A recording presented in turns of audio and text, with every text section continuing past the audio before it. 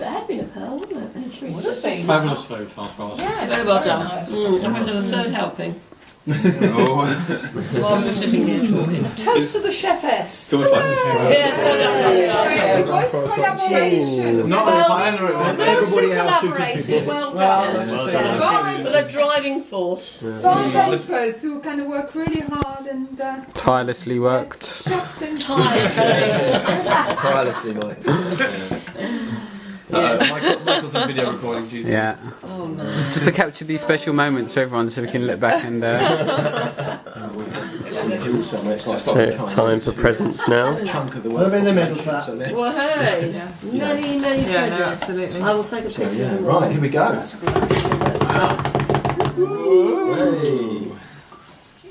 60 years old, 16th birthday. Fabulous. Nice, writes a massive letter and stuff's brilliant. A nice little cheque from him. Lovely. Never too old for a The cheque. old My fishing fishing- order. Is it in francs or euros? It's in sterling. Sterling, nice. So, happy birthday. It's super to be 60 years old when you only seem to be 10 years old. Oh, sorry, 10 years less. Don't worry. When you seem to... You're translating, I take yeah, it. I'm trying. What's that, 3 times? How much low alcohol cider stock? I think it's the writing. As well, the writing's very different. Indecipherable. I've decided to live to the full Of my years. these Yeah. beautiful Depths years. of my years, yeah. One discovers a new life for 2 after the departure of the children. Of les enfants. Departed. They're all here though. Can't get rid of them. Unfortunately, the people aren't back. One begins a new adventure, personal and professional, simply for the pleasure. Wow. Not yet quite for you.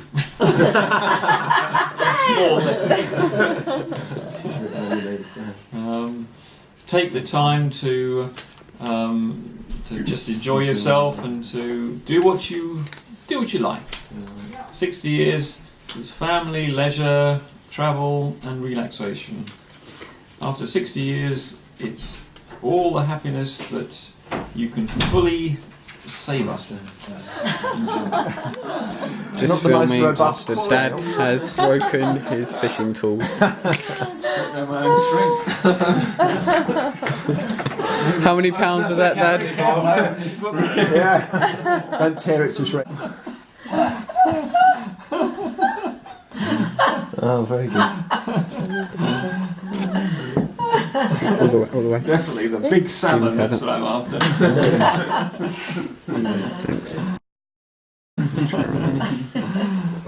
Yes, I like that one too, the fly fishing and the... I ran out of heads actually, and I had to put Michael on the other one. Yes, I thought it looked a bit like Michael.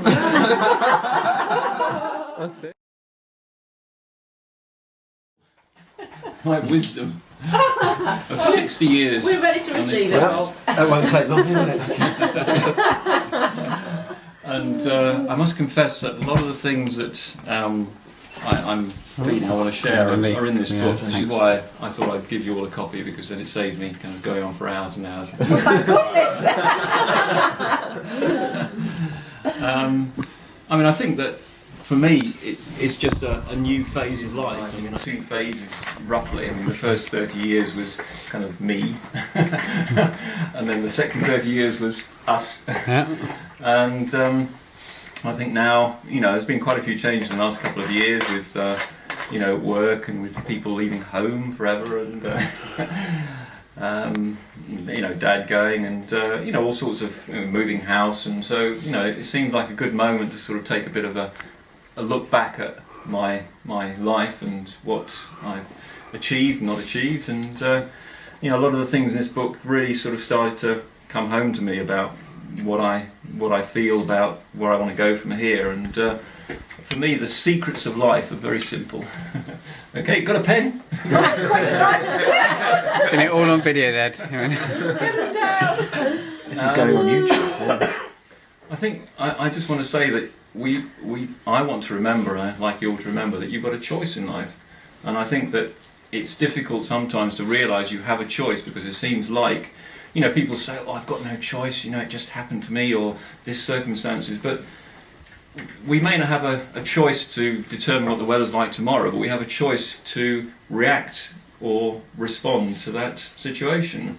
And that choice is how we live our lives. And if we choose to live our lives in a way that sees everything as a disaster, or we see ourselves as victims, then we don't really live life to the full.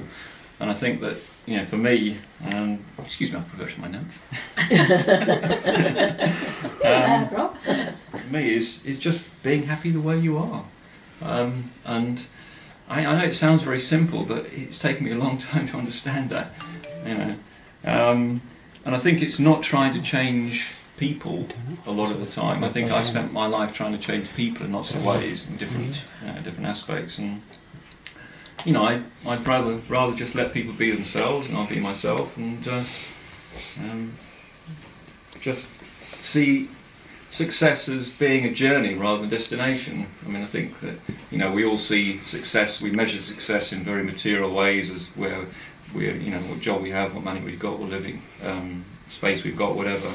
And I think I've seen it in that way, and I just want to see it a bit more as a journey from now on. That whatever happens in the future is is going to be whatever happens. It's not, and take away the good and bad. I mean, there's no good and bad in life really. It's just how you look at it. And some people find very inspiring things in very difficult situations. Other people don't. So I mean, reading like that lady who writes that article in the Times. The woman who fell off the horse. I mean, I find it extremely inspiring that someone can be that motivated in such a situation. So, and I guess the third thing is just to really be grateful and appreciate what we've got, what I've got, and it's there all the time. Okay, it's easy to be grateful and appreciative today. You've all come and you've shown all this wonderful love to me, but just in a normal day, when we get up in the morning, why don't we give thanks for the fact we're still breathing, the fact that we've got a house to shelter us, and we don't. We just take all these things for granted, and I think that's really something I want to do less of in my life. Even when you get up at 5 o'clock in the morning on Monday morning. Well, the thing is, in England, in English society, it's difficult to express gratitude.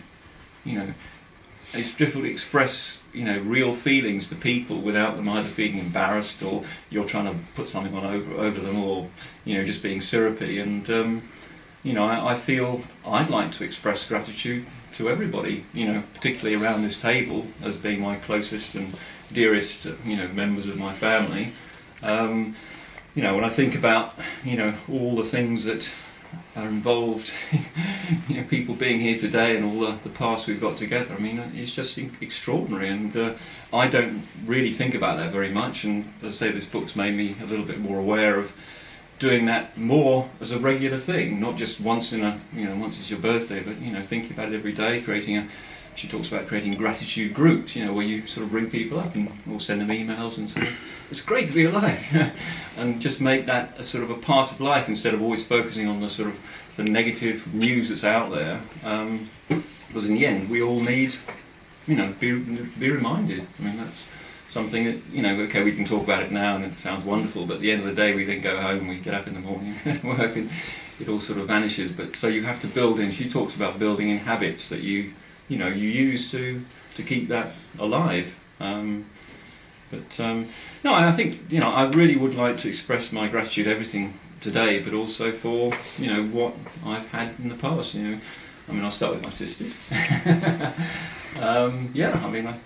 I do feel I've had a lot of love and support from you. Ever since I was born, and still getting it, and I really appreciate that, and my brother as well. I mean, I think he was a little bit later on in the in the day, but he's contributed a lot to my life, and I really appreciate what he's achieved in his life as well.